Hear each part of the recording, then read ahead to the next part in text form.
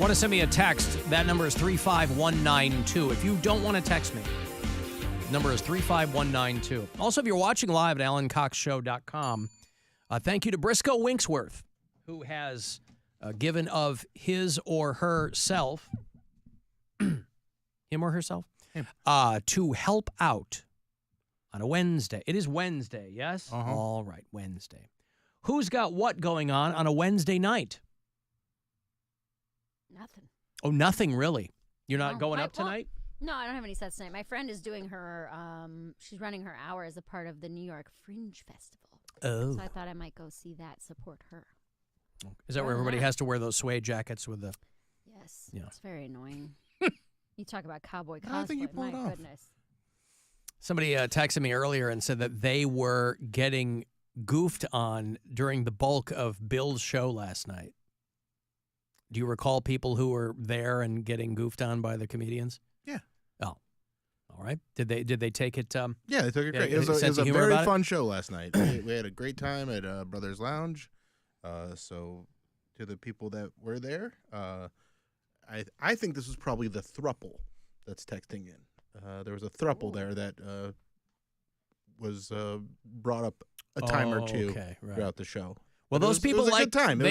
They like to be the center of attention too, because that's a unique situation. It is. So if you ever meet anybody in a thruple, they will work in. I'm in a thruple in between the H and the I and high. You didn't even have to do. I mean, you could kind of tell the way they came in there, but they were fun. They were sweet. They answered everybody's questions about it. And What they did a Q&A? They did a TED Talk at your show? You know, some crowd work. They were doing crowd work? No, I was doing crowd work. Other comics were doing crowd work, and they answered every question that the comics asked them, and it was a good time. Now, what were some of the questions that people had for them? How they met, how they Thruple.com? How they Sup, make things happen, how they got over jealousy, and how they worked through that and stuff like that. Did they listen to a lot of Gin Blossoms to do that? Yep. As many people do. No, it was a good time. So you should come out to Brothers Lounge or tonight, East End in Lakewood. That's at 8:30. My weekly free shows are a good time. We have a good scene here in Cleveland. A lot of funny people. I think that provided everyone is consenting and everybody stays within whatever boundaries you've set, I think you should have a good time with as many people as you possibly can. I was reading this big, long article in the New York Times Magazine about a 20-person polycule. You think you had questions about a thruple. A polycule, which is, boy, the fluidity of sexuality is an amazing and fascinating thing. A polycule, the one that's being highlighted in this particular article, was 20 people. Kind of like the polyphonic spree of sexual activity. How they set boundaries, navigate jealousy, wingman their spouses, and foster community. Now, again, I think you should do whatever you want to do. But 20 people? That's just a lot to keep track of. I mean, it's... You know, because those TV shows, you're like, Sister Wives, that kind of stuff. It's always like a dude, you know, and he's got a bunch of women who, I guess, got nothing else going on. So they're like, yeah, this is the guy, and I'm do whatever I want to do. 20 people. Because aren't you going to break off into cliques or at least little discussion groups at some point? Oh, yeah. I don't know that that's not expected, though.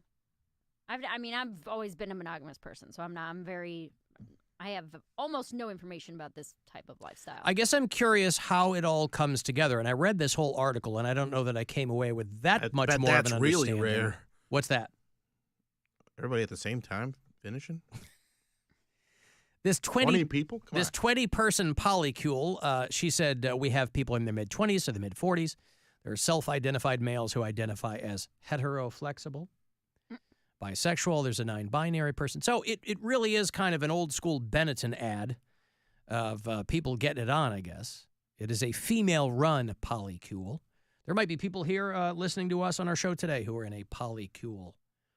And, but again, you will run into, there's enough problems in just a two-person relationship. I wonder how that the nucleus of this just keeps moving around and grabbing onto more people. Because I guarantee it didn't start with 20 people. It's probably not going to end with 20 people. Well, that's what I'm saying. Like, Probably fluid. What's the cutoff? I don't know if there is a cutoff. Huh. I don't think these people have a cutoff for their love. Interesting.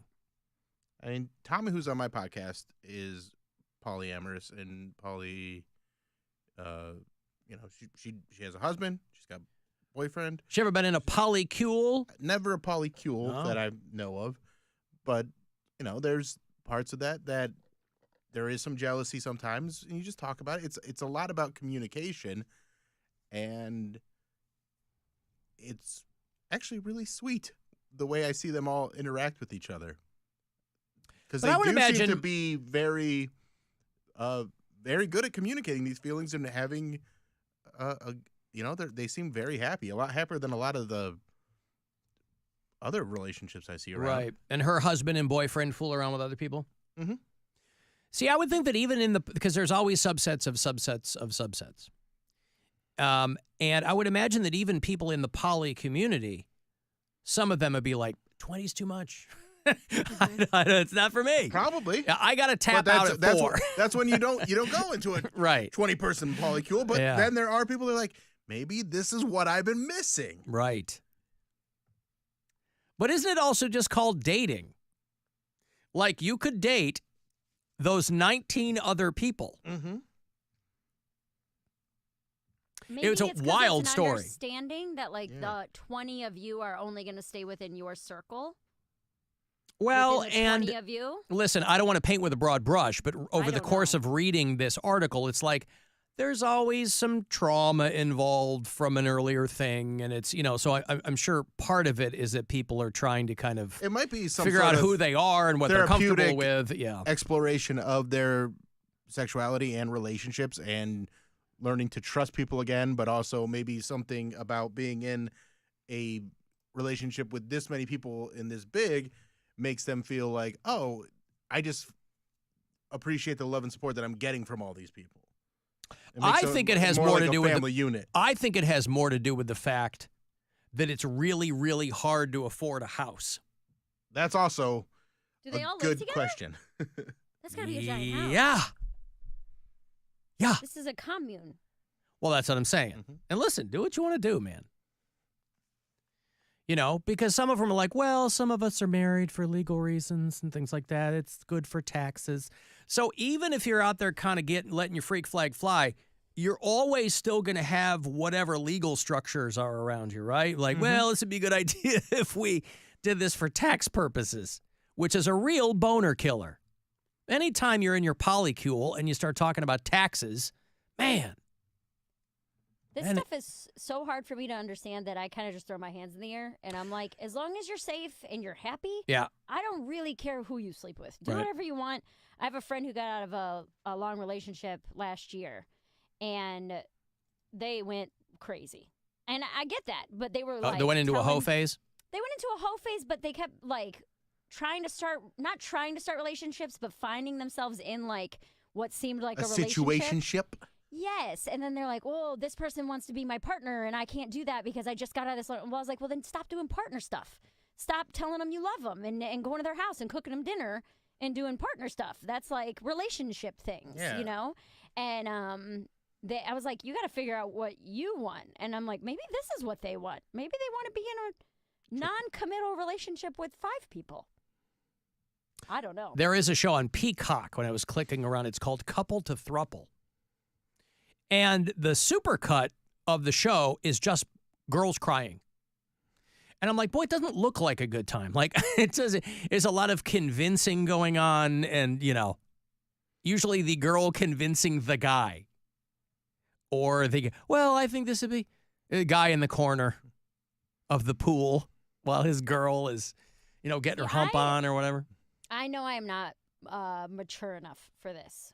I know that. Or I don't even know if it's maturity. I don't think it's a maturity thing. I think it's just whatever you're cool with and comfortable with. There are people who are in it with you. You know what I mean? Mm-hmm. Like back in the day, you didn't have access to other people of similar minds. Yeah. And a lot of people come out the other side and they go, I was in it for a few years. It's not Tried for me it, anymore. Yeah, it's not for me. I'm older. I have different priorities. I mean, even if you're monogamous, you end up down the road with different priorities. Yeah. But it was a wild article. I've had like a friends with benefits that I knew was hooking up with other people. And I was like, it was very like, don't ask, don't tell. Like, I don't really care if you can't meet me on Friday. Don't tell me why. Just say yes or no. And if it's a no, great. I'm not going to ask any follow-up questions. And, you know, they would do the same thing with me. He used to be cool. Well, that was before I wanted a relationship, you know? And, because even that, I know if I know too much, even if this is an understanding as a friends with benefits, if I know too much, I'm going to get jealous. Like, if I knew this person that you're going out and seeing or this other girl, I don't want to know who she is, what she looks like, what you guys are doing. I don't need to know any of it. Yeah, but Just isn't wear there a condom? That's all I ask. I was going to say, at some point in the back of your mind, you do have to ask the question, you're being safe, right? And they go, oh, yeah, I'm being safe. But, I mean, you don't. I mean, they're safe with you. Well, that's why you get tested. Yeah. You know what I mean? You get tested before new. It's really not. You go pee in a cup. But still, though, I mean, you know, because there's things that you don't want to know, but there's things that you very much do want to know. Well, that's kind of when you lay the ground rules. When you're like, hey, this is kind of where my head's at. For this situation, I was on the road a lot. And I was like, I just want sex when I'm home. That's it. I don't want you to be my boyfriend. I don't want to meet your family. I have no interest in hanging out with you outside of hooking up. Right. And I was like, you were like well, Andre 3000. And then it was also like, yeah, just be clean. Stay clean. Do whatever you want. Just please wear a condom. Mm-hmm. You know what I mean? Scrub up. Yeah. Wash up when you're done. But if I were in a relationship with somebody, obviously that's not okay. Right. Hey, Duke. Alan, how are you, buddy? Fantastic. Congratulations on making the cover of Bay Village Neighbors magazine. Oh, are we on the cover? Oh, yes, you are. Hey, look at that. You were my recommendation. Oh, fantastic. I Listen, appreciate that. Yeah. Well, listen, I'll tell you a little story. My grandson and I, we have a fishing pond behind our house. And we were down at the pond fishing the other day. And my grandson's name is Gene. And he said, Grandpa, I need another worm. And I said, well, Gene, lift up that rock and see if there's a worm underneath it. And he lifts it up, and sure enough, there's a big fat worm under there sticking halfway to the hole. And he pulls it out, and he said, and I told him, I said, Gene, I said, I'll give you $5 if you can get that worm back in that hole. Well, he tried, and nothing, no luck. And he thought for a minute, and he ran up to the house, and he comes back with a can of hairspray. And he holds the worm up, and he sprays it with a hairspray, lets it dry, it gets stiff, and he sticks it back in the hole. And I thought, well, that's pretty smart, and I gave Gene the $5. Well, next morning, we're out fishing again, and I said to him, hey, Gene, I almost forgot to give you this, and I handed him another $5. He said, Grandpa, you gave me the $5 yesterday. I said, yeah, I know, but that one's from your grandma. Oh, Duke. Because he used all the Aquanet, Bill. Oh, come on. Uh-huh. All right, thank you, Duke.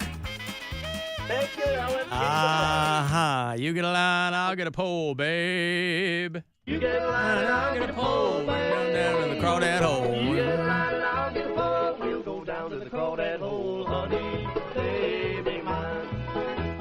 Yonder comes a man with a sack on his back, honey. Yonder comes a man with a sack on his back, babe. Yonder comes a man with a sack on his back. Got all the crawdads he can pack, honey, baby mine. I'll tell you what, you want to get yourself some crawdads, you better get them fast, because I saw Red Lobster is filing Chapter 11. Want them Cheddar Bay biscuits? They're going belly up. They're going bankrupt over there at Red Lobster. Brought you down. Yeah, that's right. I made enough. God, I never got in there.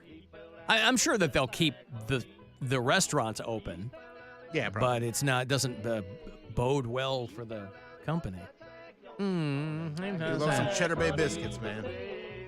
Yeah, those are good. I mean, some people eat giant plates of them, and you can make them at home, too. Mm-hmm. You know, they have that mix. Yeah, the mix is I'm good for pretty one or decent. two, but yeah, they replicate it pretty well Yeah. in there. you always say how punctuation is important, and it can be the difference, between let's eat grandma and let's eat grandma. But it can also be more fun, too, like during the Guardians games, and I think even on the wall at the stadium, there's that ad about calling 811 before you start digging in your backyard so you don't hit a gas line. And the tagline is, call 811 before you dig. But to make it even more fun, if you put a comma and a question mark in there, it becomes, call 811 before you dig. I'll be here all week. Oh, thank you, man. That's a good one. I like I'd love that. to bring back You Dig. That's a good, Dig? like, old school. Yeah. Yeah, that's What'd you do? I got out of there. You dig? I didn't want to hang out with her anymore. You dig?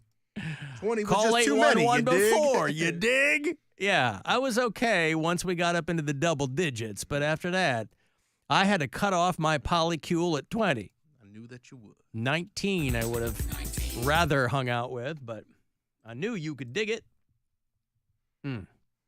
Well, okay. Well, congratulations to everyone involved in whatever their particular dodecahedron